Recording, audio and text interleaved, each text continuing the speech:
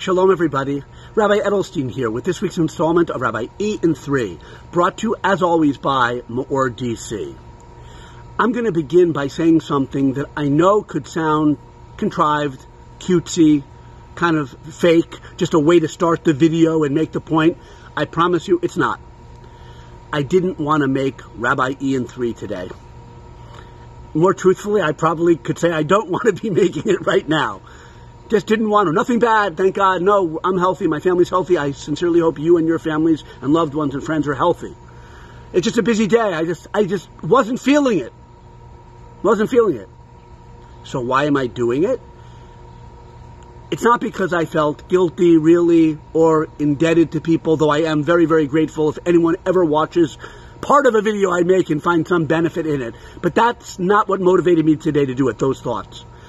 Simply, it struck me, this is a perfect thing to talk about, right? I'm not a huge fan of the phrase, but it's a teachable moment, a teachable video. In other words, I didn't feel like doing Rabbi E in 3, but I said, well, I'll do it, to talk about the idea for a few minutes that even if you don't feel like doing something, do it. Now, it's simple, and we know it, but it's actually, there's a lot of commentary here to talk about. I'm not feeling it, but do it anyway. Well, certainly if something is right and good and kind and noble, then it doesn't matter if you're feeling it or not. You should do it. And certainly you see that's true when you think of the opposite. I'm not feeling like being kind to anyone in my house today, so I'll just be grumpy and surly. I'm not feeling like, holding the door open for the woman behind me who's carrying bags or whatever. Like, I just won't do it. It's obvious sometimes we slip and maybe we really give in to that, that feeling, but it doesn't matter your feeling. Do the right thing anyway.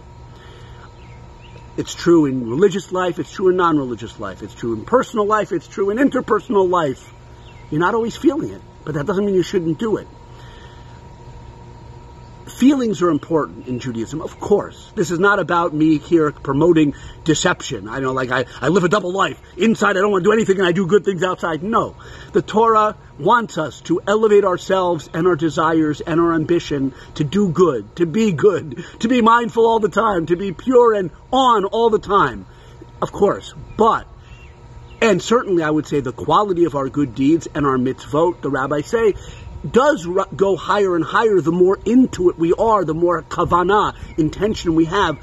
But again, don't throw out the mitzvah, the good deed, because the feeling ain't there. Something's right, you should do it. If there's a kind deed to be done, and there's a need nowadays, every day in the world we live in, kind words, kind deeds, kind calls, even if you're not feeling it, do it. The rabbis tell us another very profound point that modern psychology echoes, strengthens the idea. Even if you're not feeling it, if you externally throw yourself into the activity, you often then come to enjoy it. You light a fire, Right now I'm kind of enjoying doing the video, as it were, right? So the external can awaken the internal. But again, it's not dependent on the good feeling. It really is not. The rabbis say clearly, the mitzvot were not given for our enjoyment. Often, I hope most of the time, they're enjoyable, delightful, beautiful, not a burden. But you're not always feeling it. You should still do it. The good deed, the mitzvah, etc. And you'll have the satisfaction afterwards of having done it. But I don't want to be corny and say, I'm glad I did it. I don't know if I'm glad I did it today, but you get the idea.